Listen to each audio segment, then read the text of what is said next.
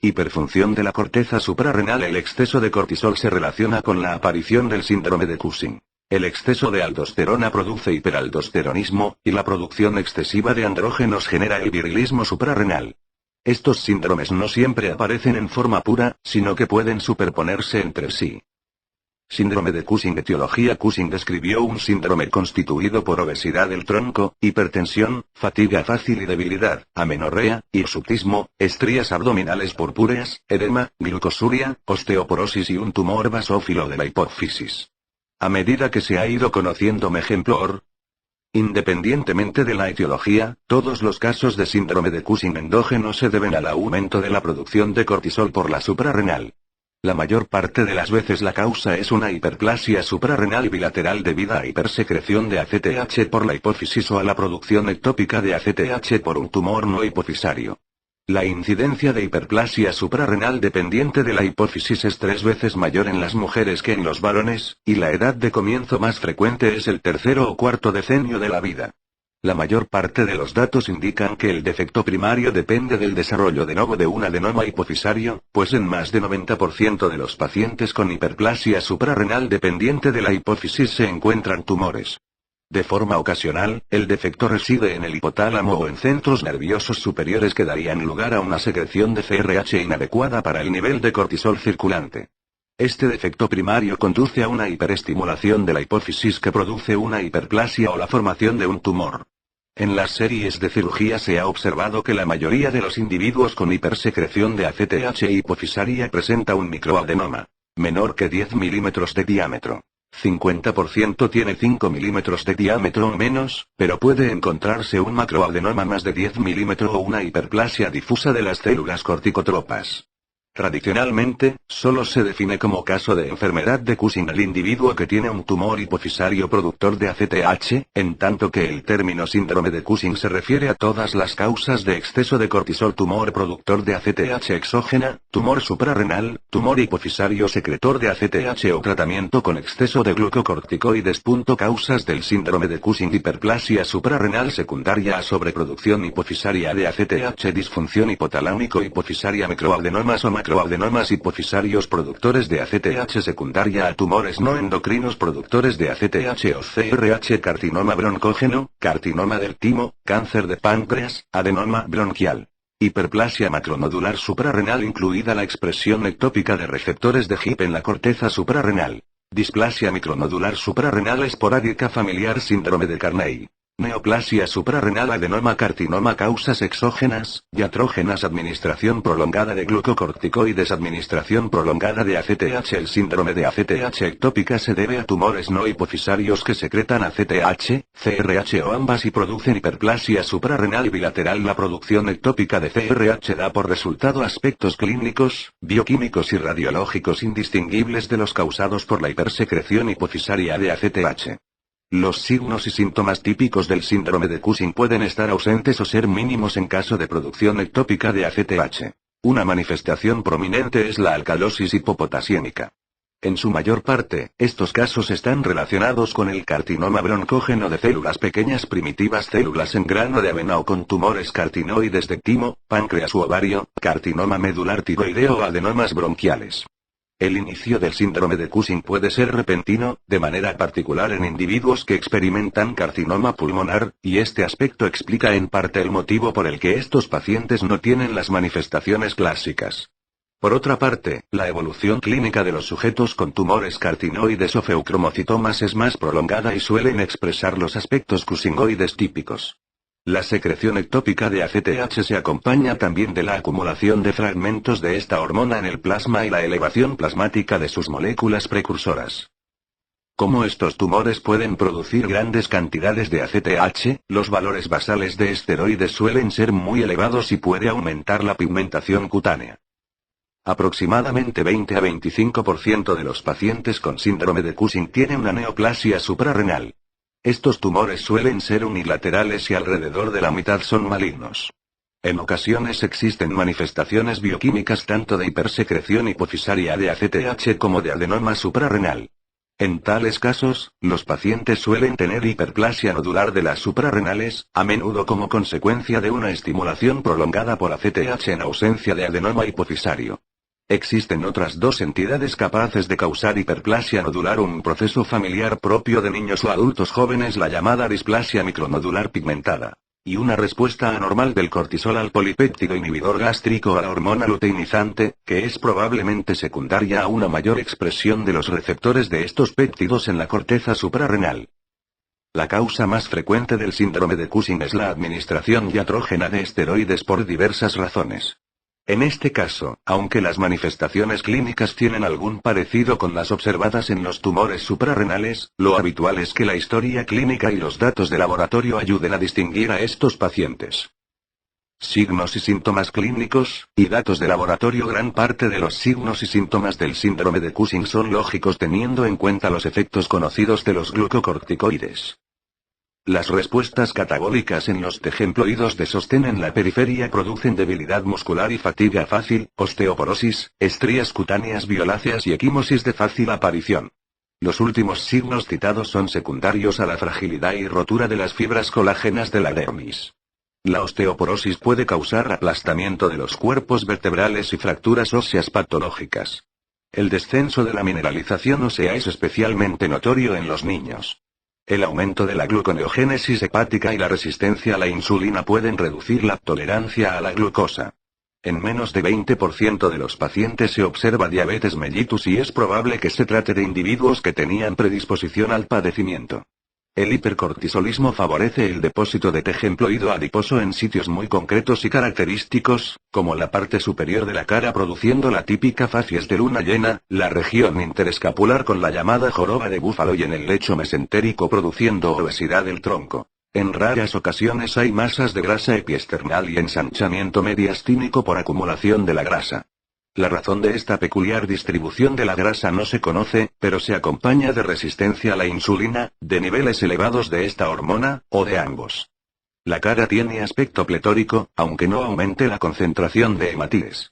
Es frecuente la hipertensión y puede haber cambios emocionales intensos, que van desde irritabilidad y labilidad emocional hasta depresión grave, confusión e incluso franca psicosis. En las mujeres, los niveles elevados de andrógenos pueden ocasionar acné, hirsutismo y oligomenorrea o amenorrea. Algunos signos y síntomas del hipercortisolismo, como la obesidad, la hipertensión, la osteoporosis y la diabetes, son inespecíficos y por tanto tienen menor valor para el diagnóstico. En cambio, otras manifestaciones menos frecuentes, como las equimosis fáciles, las estrías típicas, la miopatía y los signos de virilización, cuando existen, son muy sugestivas de síndrome de Cushing. Frecuencia de los signos y síntomas del síndrome de Cushing. Signo o síntoma: porcentaje de pacientes hábito corporal típico, obesidad centrípeta a 97, aumento del peso corporal 94, fatiga fácil y debilidad 87, hipertensión arterial, tensión arterial más que 150 a 90, 82, hirsutismo 80, amenorrea 77, estrías cutáneas violáceas 67, cambio de la personalidad 66, equimosis a 65, miopatía proximal a 62, edema 62, poliuria, polidipsia 23, hipertrofia de clítoris 19. Características más específicas del síndrome de Cushing. Salvo en el síndrome de Cushing diatrógeno, los niveles de cortisol en sangre y orina están elevados. En ocasiones existe hipopotasiemia, hipocloremia y alcalosis metabólica, especialmente cuando hay producción ectópica de corticotropina. Diagnóstico: el diagnóstico del síndrome de Cushing se basa en demostrar el aumento de producción de cortisol y la imposibilidad de suprimir la secreción del mismo administrando dexametasona. Una vez establecido el diagnóstico se deben realizar otras pruebas para determinar la causa. Este grupo probablemente incluye a algunos pacientes con disfunción hipotálamo-hipofisaria y a algunos con microadenomas hipofisarios. En ciertos casos se descubre un microadenoma hipofisario con un rastreo de MR primero de la silla turca. 17 cetoesteroides DEA deshidroepiandrosterona. ACTH, corticotropina. CT, tomografía computadorizada. Como prueba de detección sistemática inicial se recomienda la prueba de la supresión nocturna con dexametasona. En casos difíciles, ejemplo. En pacientes obesos o deprimidos, se puede utilizar también la determinación del cortisol libre en orina de 24H. Cifras superiores a 140 nanomol día 50 gramos al día deben hacer sospechar síndrome de Cushing. El diagnóstico definitivo se confirma si el cortisol urinario no baja a menos de 25 nanomol por día 10 gr día, o si el cortisol plasmático no desciende a menos de 140 nanomoles por litro o 5 gramos por decilitro, después de realizar la prueba de supresión con dexametasona en dosis bajas 0,5 miligramos cada 6h durante 48h. Debido a la variabilidad del ritmo circadiano, las determinaciones del cortisol plasmático y, en cierta medida, de la ACTH, no son significativas cuando se realizan aisladamente, pero la ausencia del descenso normal de los valores plasmáticos del cortisol a medianoche es compatible con el síndrome de Cushing, en el cual se pierde el ritmo diurno del cortisol. La determinación de la causa del síndrome de Cushing es complicada porque a todas las pruebas de que disponemos les falta especificidad y porque los tumores que causan este síndrome tienden a producir cambios espontáneos, y con frecuencia espectaculares, de su secreción hormonal hormonogénesis periódica. No hay ninguna prueba cuya especificidad supere el 95% y puede ser necesario realizar varias de ellas para conseguir un diagnóstico correcto. Los niveles de ACTH en plasma también pueden servir para distinguir las diversas causas del síndrome de Cushing, especialmente para separar las causas dependientes de la ACTH de las causas independientes de la misma.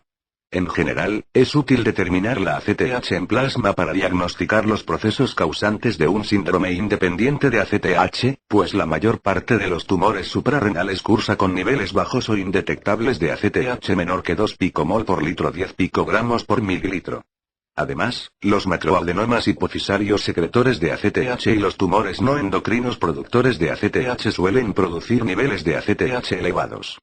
En el síndrome de ACTH ectópica, las concentraciones de ACTH pueden elevarse a más de 110 picomol por litro 500 picogramo por mililitro y la mayoría de los pacientes tiene valores superiores a 40 picomol por litro 200 picogramos por mililitro.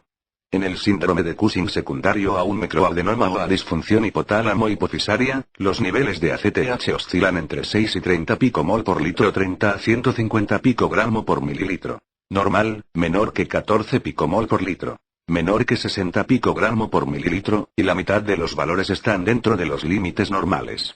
Sin embargo, el principal problema que se plantea al emplear los valores de ACTH en el diagnóstico etiológico del síndrome de Cushing es que los individuos con disfunción hipotálamo-hipofisaria, microadenomas hipofisarios, producción ectópica de CRH y producción ectópica de ACTH especialmente por tumores carcinoides pueden tener concentraciones parecidas de ACTH. Una medida útil para distinguir entre los pacientes que tienen un microadenoma hipofisario secretor de ACTH o disfunción hipotálamo-hipofisaria y los que experimentan otras formas de síndrome de Cushing consiste en identificar la reacción de la liberación de cortisol a la administración de una dosis elevada de dexametasona 2 miligramos cada 6 horas durante 2 días.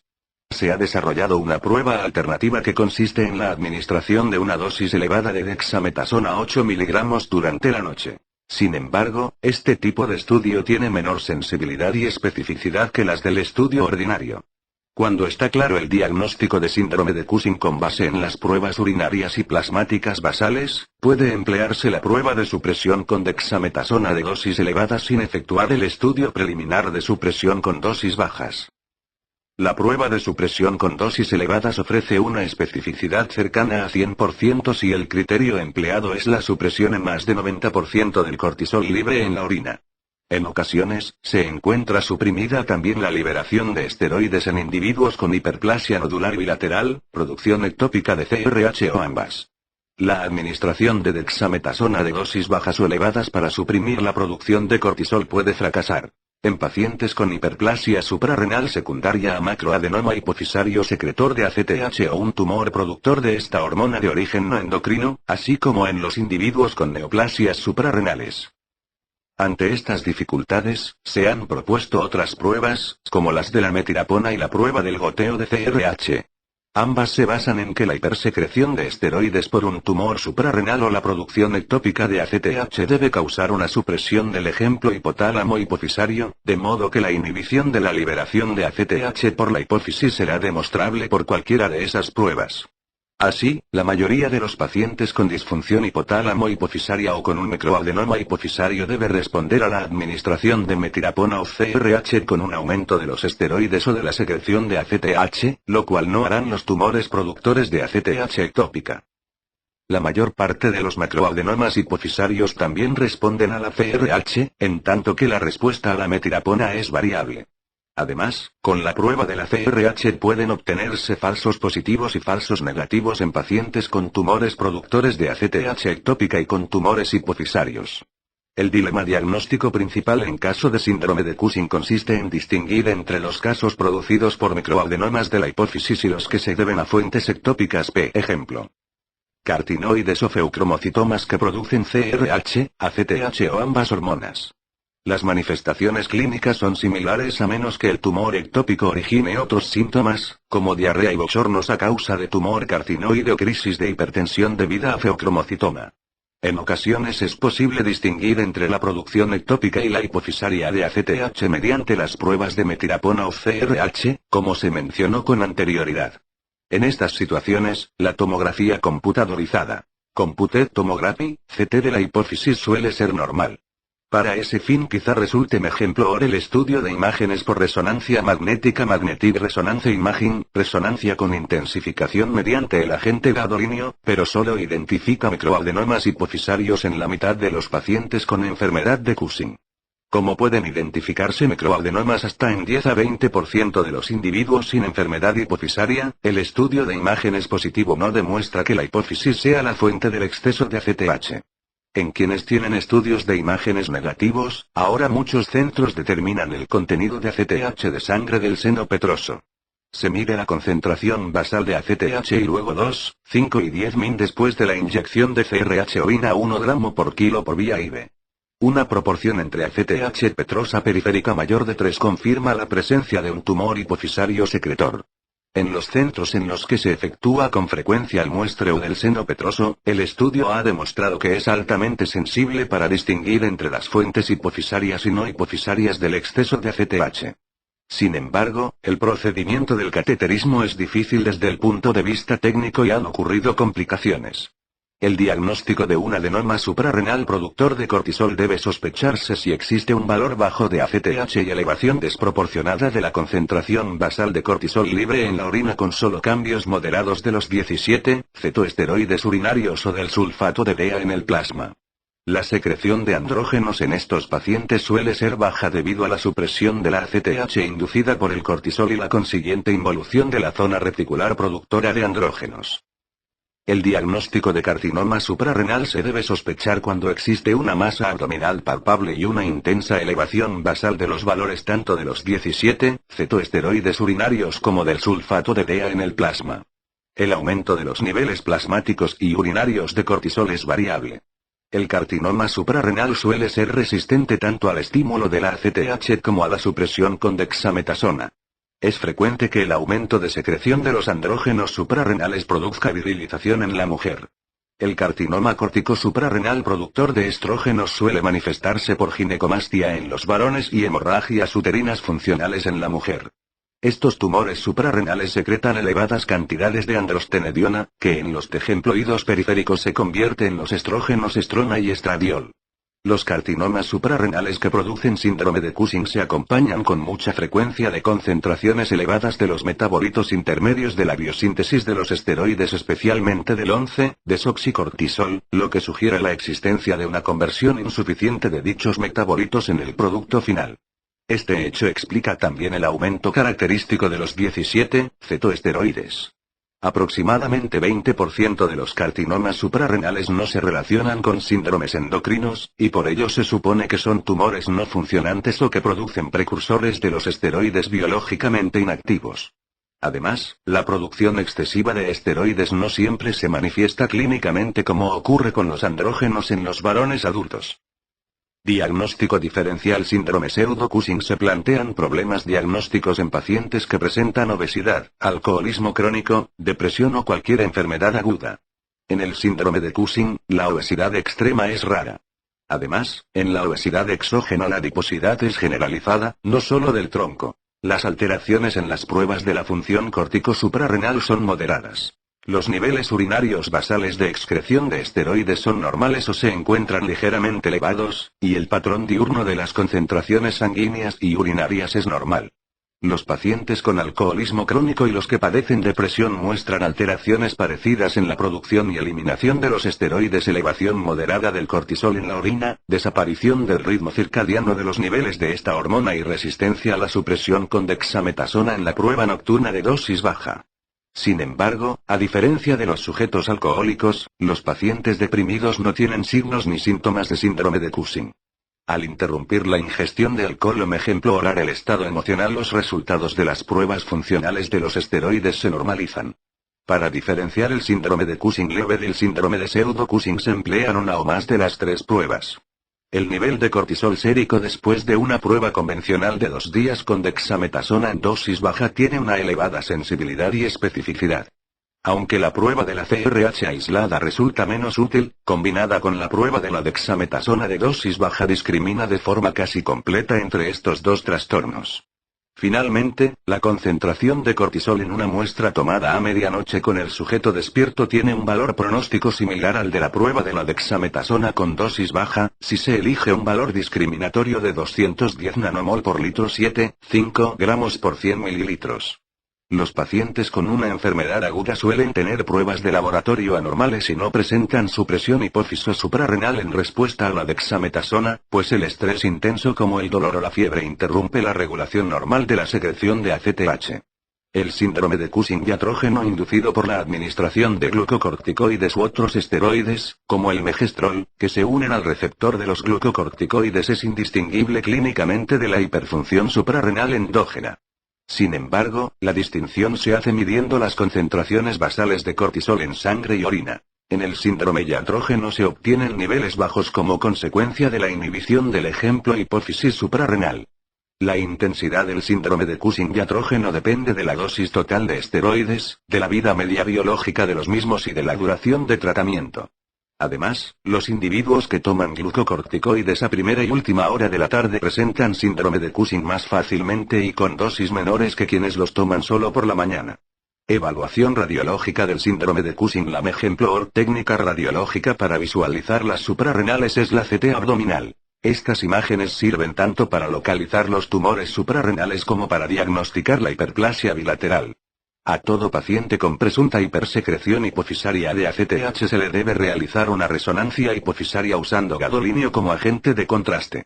Incluso con esta técnica, los pequeños microadenomas pueden pasar desapercibidos. Otras veces, pueden obtenerse imágenes falsamente positivas de una masa debidas a variantes no secretoras de la hipófisis normal. En los pacientes con producción ectópica de ACTH, la primera exploración que hay que realizar es una CT de tórax. La tomografía computadorizada CT es el mejor método para visualizar las glándulas suprarrenales. La suprarrenal derecha normal está junto a la vena cava inferior V, a la altura de su salida del hígado. Aproximadamente 90% de las glándulas suprarrenales del lado derecho aparecen como estructuras lineales que se extienden por detrás de la vena cava inferior hacia el espacio situado entre el lóbulo derecho del hígado y el pilar diafragmático. La suprarrenal izquierda normal está a un lado del pilar del diafragma y debajo del estómago. La mayor parte de las glándulas suprarrenales tienen forma de V o Y invertidas. CT de la suprarrenal de un paciente con producción ectópica de ACTH.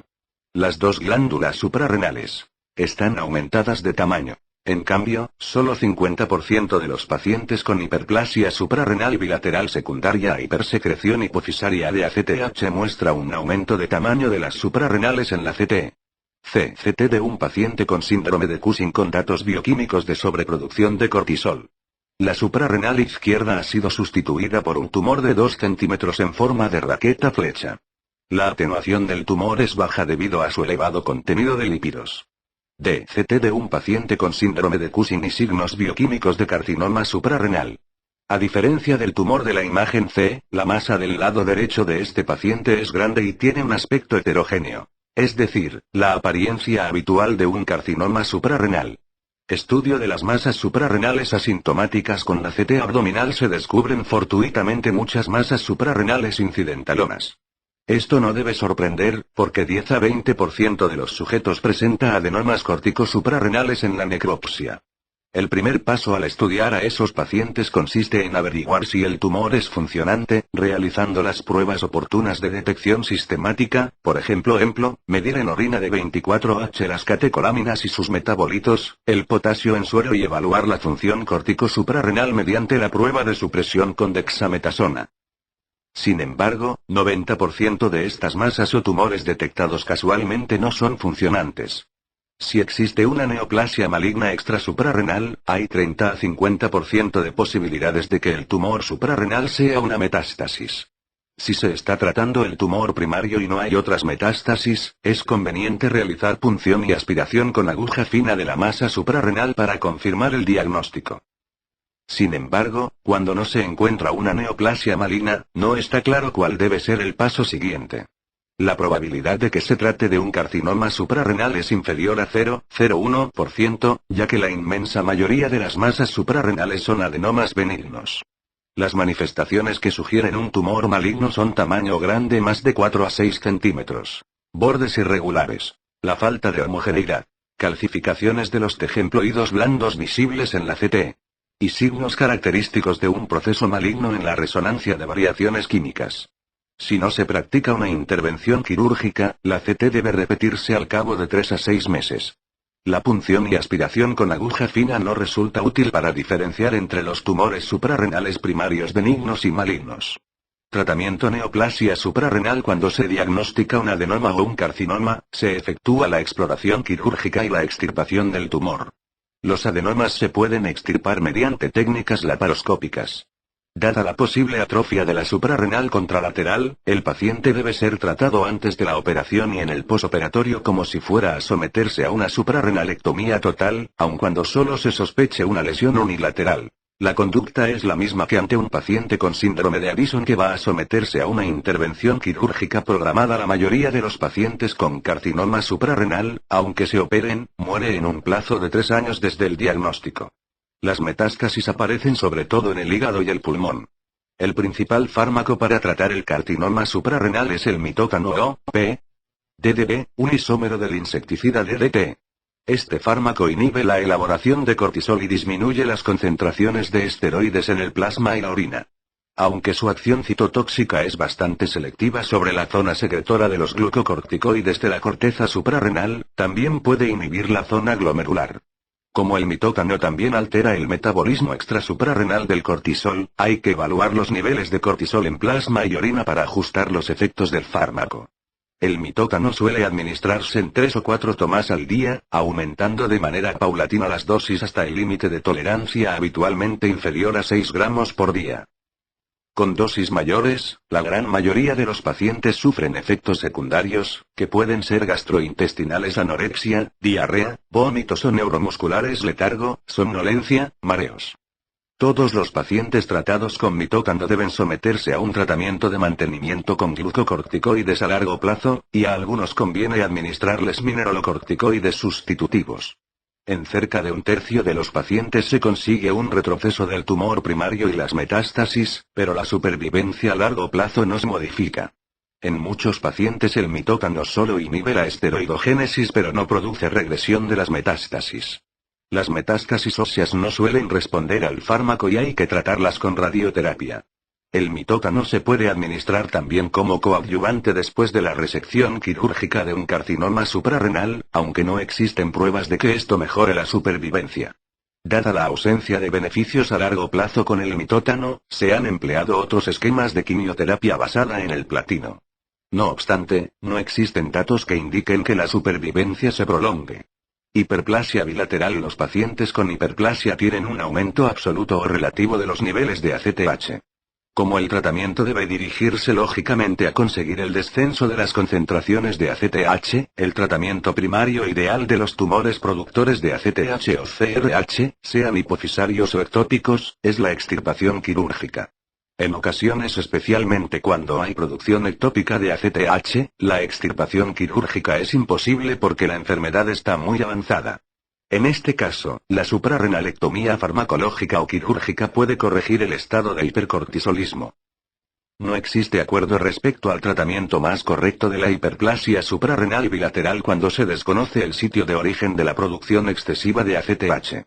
En algunos centros, estos pacientes, especialmente aquellos con resultados positivos en la prueba de supresión con dexametasona en dosis altas, son sometidos a una intervención quirúrgica de la hipófisis por vía transesfenoidal, con la esperanza de descubrir un microadenoma. Sin embargo, en la mayor parte de los casos se recomienda tomar muestras de sangre venosa del seno petroso o enviar al paciente a un centro adecuado, si no se puede practicar dicha técnica en la localidad donde reside el enfermo. Si no se encuentra un microadenoma en el momento de la intervención, puede ser necesario realizar una hipofisectomía total. Las complicaciones de la cirugía transesfenoidal son rinorrea del líquido cefalorraquídeo, diabetes insípida, panhipopituitarismo y lesiones del nervio óptico o de los pares craneales. En otros centros, el tratamiento de elección es la suprarrenalectomía total.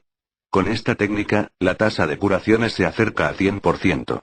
Los efectos adversos consisten en la necesidad absoluta de someterse durante el resto de la vida a un tratamiento restitutivo con glucocorticoides y mineralocorticoides y en 10 a 20% de probabilidades de que se desarrolle un tumor hipofisario en los 10 años siguientes a la intervención. Síndrome de Neilson. Muchos de estos tumores requieren un tratamiento quirúrgico. No se sabe con certeza si estos tumores surgen de nuevo en estos pacientes o si existían antes de realizar la suprarrenalectomía y eran demasiado pequeños para ser detectados. Después de la suprarrenalectomía bilateral efectuada para tratar el síndrome de Cushing, todos los pacientes deben someterse periódicamente a una evaluación de la hipófisis por resonancia, así como a determinaciones seriadas de la ACTH. Este tipo de tumores hipofisarios pueden crecer y causar signos de invasión local, afectando al quiasma óptico o extendiéndose a los senos cavernoso o esfenoidal.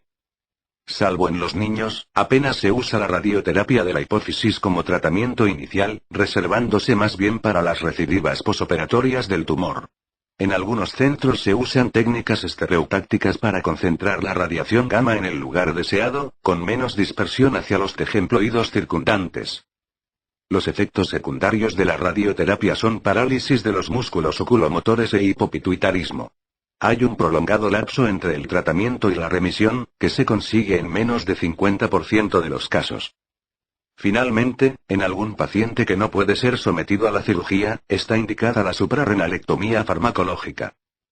También puede estar indicada esta inhibición de la esteroidogénesis en los pacientes con signos cushingoides importantes antes de la intervención. La suprarrenalectomía química se consigue administrando un inhibidor de la esteroidogénesis, como el ketoconazol 600 a 1200 mg día. También pueden ser eficaces, solos o combinados, el mitotano 2 a 3 gramos día y los bloqueadores de la síntesis de esteroides, como la aminoglutetimida 1 gramos día y la metirapona 2 a 3 gramos día. Los efectos del mitotano tardan semanas en aparecer. La mifepristona, un inhibidor competitivo de la unión de los glucocorticoides a su receptor, es otra opción terapéutica. Todos estos fármacos tienen el riesgo de causar insuficiencia suprarrenal, pudiendo ser necesaria la restitución de esteroides. Tratamientos que disminuyen la producción de ACTH por la hipófisis, resección transesfenoidal del microadenoma, radioterapia, tratamientos que disminuyen o eliminan la secreción de cortisol por la corteza suprarrenal, suprarrenalectomía bilateral, suprarrenalectomía farmacológica, metirapona, mitotano, aminoglutetímida, ketoconazol no cura el proceso pero es eficaz si se administra por tiempo prolongado a pacientes seleccionados.